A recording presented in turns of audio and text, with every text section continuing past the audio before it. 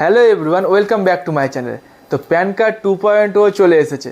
Pan card 2.0তে এখন আপনাকে কিছু তথ্য আপডেট দিতে হবে, যেমন আপনাকে ফোন নাম্বার, ইমেল অ্যাড্রেস বা অ্যাড্রেস, এই তিনটি জিনিস আপনাকে আপডেট করতে হবে। বা কোনো অফিসের বাইরে গিয়ে আপনাকে 2-5 ঘন্টা লাইন দেওয়ার কোনো দরকার নেই। যে মোবাইলে আপনি ভিডিওটি দেখছেন সেই মোবাইল দিয়ে আপনার 1 মিনিটের মধ্যে এই প্যান কার্ডটি আপডেট হয়ে যাবে। তো আপডেট করবেন কি করে, চলুন আমি স্টেপ বাই স্টেপ দেখিয়ে দিচ্ছি। মোবাইলের স্ক্রিনে আপনি দেখে নিন। প্রথমে মোবাইলের স্ক্রিন থেকে মেনুতে যাবেন। মেনু থেকে গুগল ক্রোমটি ওপেন করবেন। গুগল ক্রোম ওপেন করার পর যে সার্চ বাটনটি আছে, সার্চ বাটনে গিয়ে লিখবেন NSDL প্যান কার্ড আপডেট।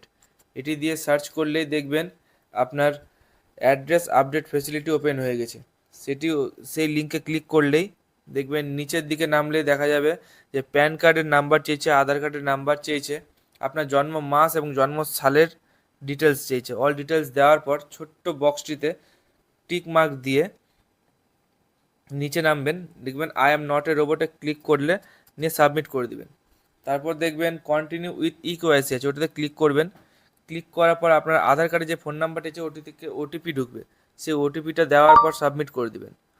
তারপর দেখবেন নিচে নতুনভাবে ফোন নাম্বার এবং ইমেল অ্যাড্রেস দেওয়ার জায়গা দিয়েছে, সেখানে নতুনভাবে ফোন নাম্বার এবং যে ইমেল অ্যাড্রেসটি আপনি দিতে চাইছেন ওই ইমেল অ্যাড্রেসটি দিয়ে সাবমিট করলে দেখবেন ইমেল অ্যাড্রেস এবং ফোন নাম্বারে একটি করে ওটিপি ঢুকেছে, সেটি দিয়ে সাবমিট দিবেন, আবার সাবমিট করবেন। তারপর আপনার অ্যাড্রেস শো করবে, সেই অ্যাড্রেসটি বাছাই করে দেখে নিয়ে তারপর আবার সাবমিট করবেন। অ্যাড্রেসটি ভুল আছে কিনা দেখে নিয়ে চেক করে ভেরিফাই করে দিবেন। তারপর জেনারেট অ্যান্ড সেভ প্রিন্ট দিয়েছে, সেই জেনারেট অ্যান্ড সেভ প্রিন্টে ক্লিক করবেন।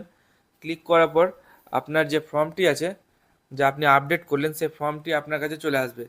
আপনার যে ফর্মটি আপডেট করলেন তার যে একটা নাম্বার, সেই নাম্বারটা আপনার কাছে শো হয়ে যাবে। আর এই চ্যানেলটিকে ভালো লাগলে অবশ্যই সাবস্ক্রাইব করবেন এবং ভিডিওটি ভালো লাগলে অবশ্যই লাইক করে দিবেন।